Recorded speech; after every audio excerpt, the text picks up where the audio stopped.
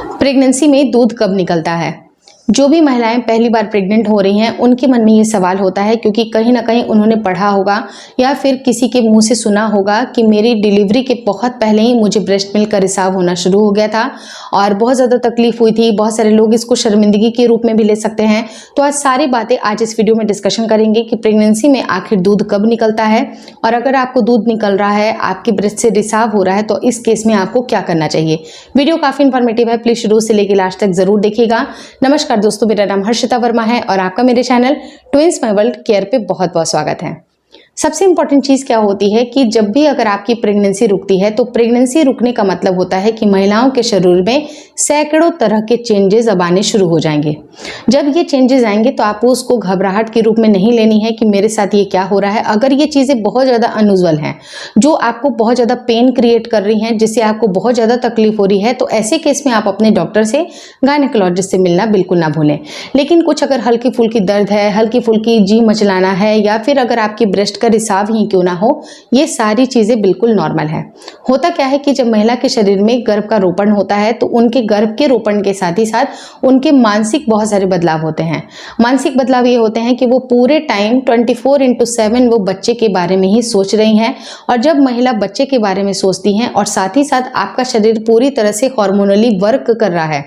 आपके बहुत इंपॉर्टेंट जो पार्ट्स होते हैं, जो आपके रिप्रोडक्टिव अंग होते हैं, वो काफ़ी एक्टिव तो होते हैं, साथ ही साथ आपका ब्लड का भी फ्लो बढ़ा होता है, बहुत सारी चीज़ें आपके शरीर में चल रही होती हैं। कई बार आपको ब्लोटेड फील हो रहा है, कई बार आपको अपच फील हो रहा है, कई बार खाने की अरुचि हो रही है, कई बार चिड़चिड़ा महसूस हो रहा है, कई बार बहुत ज़्यादा खुशी महसूस हो रही है, कई बार गम महसूस हो रहा है, यानी कि तमाम तरह के चेंजेस हो रहे हैं। उसी तरह से आपके ब्रेस्ट में भी बहुत सारे बदलाव हो रहे हैं। राइट फ्रॉम द बिगनिंग, जब से आपकी प्रेगनेंसी रुकती है उस टाइम से ही आपके ब्रेस्ट में हल्के हल्के से बदलाव होने शुरू होते हैं। सबसे पहले तो वो बिल्कुल नाजुक हो जाएंगे, टेंडर हो जाएंगे, स्वेलन हो जाएंगे, उनकी जो सोरनेस है वो बढ़ जाएगी, उनकी सेंसिटिवनेस भी बढ़ जाएगी, या फिर कई बार आपको लगता है कि निप्पल के एरिया में भी चेंजेस आते हैं, जो कि आपको सेकेंड या थर्ड ट्राइमेस्टर में फील होते हैं। यानी कि ओवरऑल आपके ब्रेस्ट में शुरुआत से चेंजेस आ रहे हैं जब से आपकी प्रेगनेंसी रुकी है तब। लेकिन ये जो दूध निकलने की जो समस्या होती है, समस्या क्या कह सकते हैं, एक सिम्टम कह सकते हैं प्रेगनेंसी का, वो बहुत ज़्यादा विजिबल होता है आपके सेकेंड ट्राइमेस्टर या फिर थर्ड ट्राइमेस्टर में।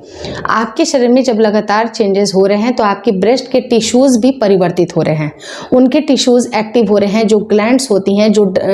मिल्क वाली जो ग्लैंड्स होती हैं, जो लैक्टेटिंग ग्लैंड्स होते हैं, वो एक्टिव हो रहे हैं, वो अपना काम रेगुलर बेसिस पे कर रहे हैं। तो अगर हल्का फुल्का रिसाव होता भी है सेकेंड ट्राइमेस्टर में या फिर थर्ड ट्राइमेस्टर में, तो वो बिल्कुल नॉर्मल है, क्योंकि माँ जब अपने बच्चे के बारे में सोचती हैं और बच्चा आपका गर्भ के अंदर पल रहा है, तो उसके भरण पोषण का जो एक काम होता है वो right from the beginning mother nature starting से ही उन्होंने ये प्लानिंग बना करके रखी है कि जैसे ही बच्चे की डिलीवरी हो जाएगी, आप यकीन नहीं मानिएगा दोस्तों, सिर्फ आधे घंटे के अंदर ही महिला को मिल्क उतरना शुरू हो जाता है, अगर वो नॉर्मल डिलीवरी से है। और जिनकी सी सेक्शन है उनको करीब 12 से 24 घंटे के अंदर मिल्क उतरना शुरू होता है। यानी कि माँ प्रकृति का ऐसी प्लानिंग है कि जैसे ही बच्चा डिलीवर होगा, बच्चे का भोजन वहां पर प्रेजेंट होगा, बच्चे को भोजन मिलना शुरू हो जाएगा।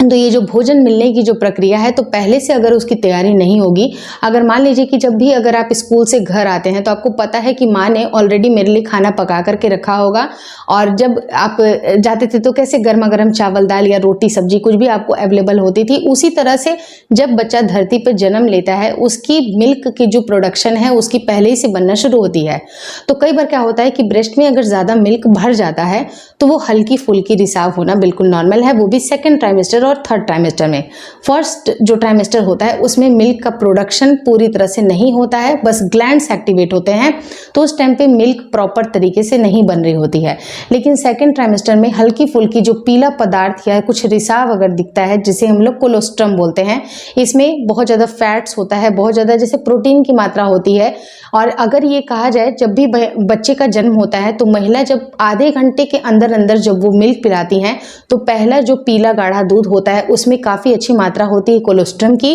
और ये आपके नन्हे से शिशु के लिए बहुत इंपॉर्टेंट होता है क्योंकि इसमें इतनी अच्छी इम्यूनिटी बूस्टिंग सारी चीज़ें होती हैं जो कि किसी भी फॉर्मूला फीडिंग में या किसी भी गाय के दूध में कहीं पर भी आपको ये नहीं मिलेगा।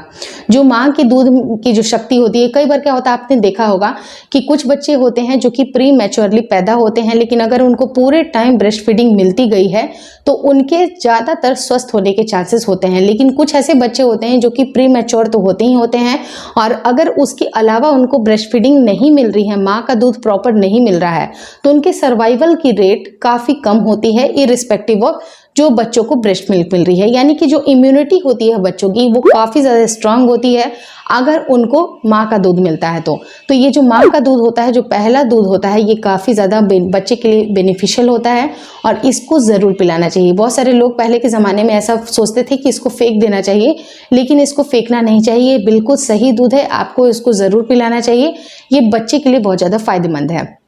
अब रही बात कि ये अगर निकलेगा तो हमें क्या करना चाहिए, क्योंकि कई बार देखिए आप बहुत सारी चीज़ें ऐसी होती हैं जिसको शर्मिंदगी का आपको कारण नहीं मानना चाहिए, क्योंकि आपकी जब प्रेगनेंसी रुकी है, प्रेगनेंसी में बहुत तरह के टेस्ट होते हैं, आपकी जांचें होती हैं, इंटरनल जांचें भी होती हैं, तो आपको कुछ ना कुछ शर्म लिहाज को थोड़ा सा छोड़ना पड़ता है। उसी तरह से अगर आपके ब्रेस्ट से अगर रिसाव हो रहा है, अगर लीकेज हो रही है, तो आप उसका उपाय निकाल सकते हैं। जैसे कि आप जो पैडेड ब्रा होते हैं उनका इस्तेमाल कर सकते हैं, या फिर आपको अलग से एक पैड भी मिलती है उसका भी आप इस्तेमाल कर सकते हैं। या कई बार क्या होता है कि आप बार बार डिलीवरी के बाद आप बच्चे को बार बार मिल्क पिलाइए, जिससे कि जब भी अगर आपके ब्रेस्ट में मिल्क भर जाता है तो उसको वहां पर भरा हुआ नहीं छोड़ना है, क्योंकि लंबे समय तक अगर आप बच्चे को मिल्क नहीं पिलाती हैं तो उससे आपको गांठ जमने की या जमने की बहुत ज़्यादा चांसेस बनते हैं, जिससे आपको आगे जाके तकलीफ हो सकती है। तो आपको रेगुलर बेसिस पे जब भी अगर आपका ब्रेस्ट मिल्क भर रहा है, आपको तुरंत आपको बच्चे को फीड कराना चाहिए, क्योंकि बच्चा अपने हिसाब से वो मिल्क पी लेगा,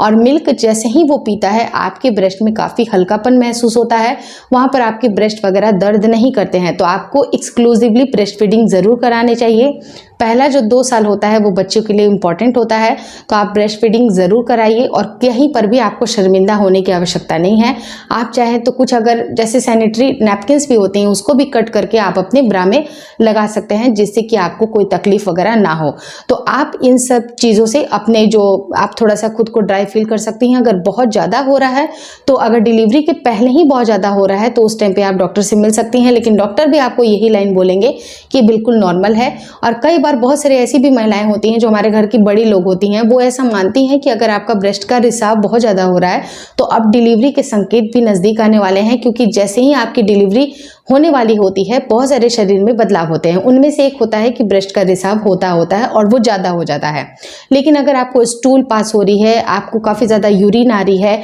या फिर आपको बहुत ज़्यादा तकलीफ हो रही है, जैसे कि आपके निचले अंगों में भी आपको काफ़ी ज़्यादा दर्द महसूस हो रहा है, और भी बहुत सारे सिम्टम हैं जो कि आपकी डिलीवरी से रिलेटेड है, उसके लिए मैं सेपरेट एक वीडियो मैंने बनाया है, तो एंड स्क्रीन पे उस वीडियो की लिंक ड्रॉप कर दूंगी कि डिलीवरी के क्या क्या संकेत होते हैं। आप उस वीडियो को क्लिक करके ज़रूर देख लीजिएगा ताकि सारी बातें आपको क्लियर हो सके। होपफुली आपको ये वीडियो काफ़ी अच्छी लगी। अगर पसंद आया तो प्लीज़ लाइक कर दीजिएगा।